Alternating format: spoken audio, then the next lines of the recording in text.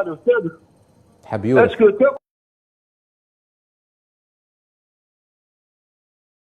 معنا اتصال. الو. يا الاستاذ نعم. استخفيك على واحد القضيه. تفضل. شوف عندي اختي. ايوه. عندي اختي ماتت ربي يرحمها. يا ربي يرحمها. وخلت دار. وكان هذه اختي من بابا بس. ايوه. ناط شغل شريت الدار هذه. شغل شريتها. وهي كانت مريضه. كانت مريضه هي. ماتت وخلت دار. وبعد ظهر المشكل تاع قضاء ليبري فوسي. يسمى اختي من بعد واحد فهم من بعد مات. كانت مريضه. بعت الدار. هذا ليبري فوسي. سيدي اختك بعت الدار. ليبري فوسي. نعم. بعت الدار اختك. بعت الدار. يقول بعتها خاطر ما اختها بعد. ايوه. اختها بعد كنت مربيتها. ايوه. بس عاودت ما لقاو المشكل تاع ليبري فوسي. واش لقاو؟ ليبري فوسي يا قضاء الدار هذا. خلاص اختك بعت الدار وماتت وراح المشكل. سامحني بصح ليبري فوسي ما كاش. يسمى قعد واحد 3 شهور راح جبت ليبري فوسي بالوكاله. وش عليه سيدي؟ الدار بعتها المراه هذه اختك هذه ربي يرحمها، بعت الدار وتوفات. وراح المشكل الان خلاص. وراح المشكل. قلت لك خلي ليبري فوسي راح جبداته بالاخر. جبداته بالوكاله. بصح ليفري فونسي يروح يجيبوا لي شرا. خلاص اختك توفات وبعت. بعت. إيه؟ بصح واش هو كيما هي تموت مع هذا الواحد، تموت مع هذا الاخرى الوكاله ولا لا؟ هي باعت سيدي. هي باعت بصح كانت مريضه يعني جات تحرك. يا سيدي باعت قبل ما تموت. انتم راكم حابين تبطلوا البيعه باش تورثوا. لا سامحني هي اختي. جاوبني فقط. سمعت ما تورثش هي من بابها برك. يوش عليه سيدي. ايه انتم على بالكم سقسينا قال لك باللي كي تموت مولات الوكاله تموت مع الوكاله. بس هي باعت قبل ما هي باعت. هي باعت سامحني. باعت كي باعت كانت حيه. ما كملتش البيعه. وش عليه باعت كي كانت حيه. هي كانت حيه ومريضه. هي مريضه. يا سيدي خليني من المرضى انا نحكيو على البيعه. باعت وهي حيه. هي. وانتم علاش راكم شادين في الدار هذه مادام باعتها؟ انتم على بالكم بلي باعت. سامحني هذا اختي هذه ما تورث من بابها. ما تورث. هاني عارف سيدي. هذه قضيه انا على بالي قضيه هذه راهي بحث عن ميراث. راكم تحوسوا على الميراث. صح. يعني عارف بس انتم على بالكم بلي باعت. ما على بالناش. مانيش عارف. انت قلت لي باعت انا ما جبتهاش من راسي.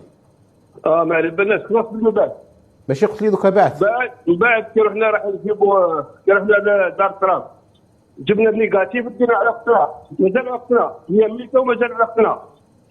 بالك الاجراءات تاع الاشهار مازال ما تمتش ولكن مش الاشهار. ليبري فونسي يسمى كذا سيده فيها ليبري فونسي باش تباع تكمل البيعه تاعها. لا تقدر تبيع بالعقد والدفتر العقاري تخرجوا من بعد يخرج باسم الشاري. بالعقد يجيب سي 3 يا سيدي. سي 3 ولا سي 6. تقدر اختك تبيع بالعقد التوثيقي. ولانه هي ما طلبتش. اسمح لي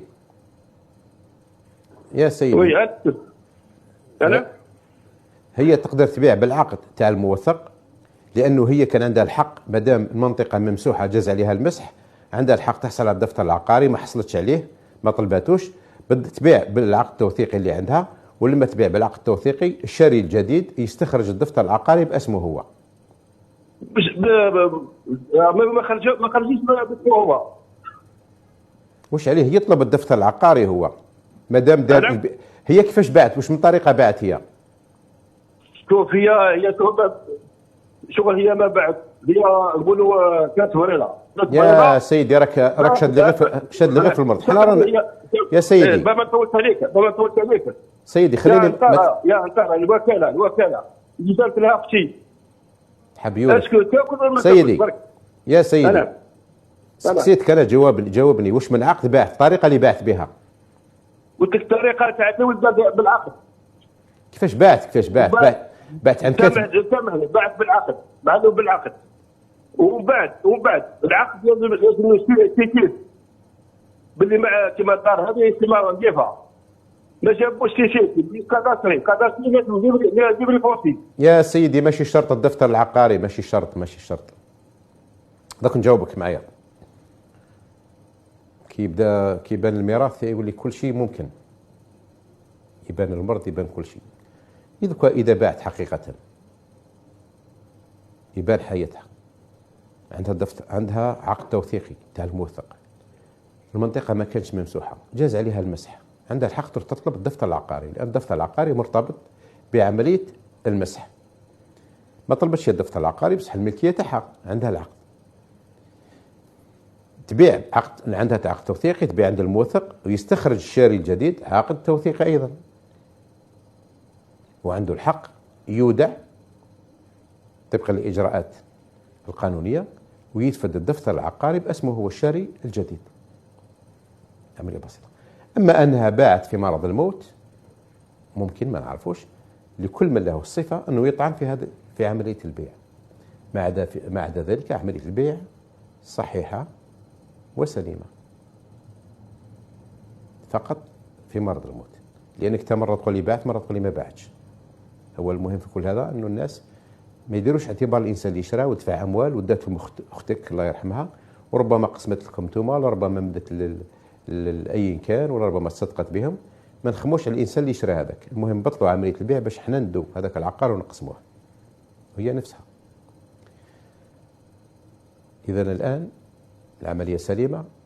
الدفتر العقاري يحصل عليه الشاري الجديد. إذا فيه طعن في التصرف فهو تصرف في مرض الموت، بشرط أن يكون هذا التصرف بين التصرف والموت سنة، ما يتجاوزش سنة، طبقا لمذاهب دينية وطبقا لقواعد العامة للقانون المدني.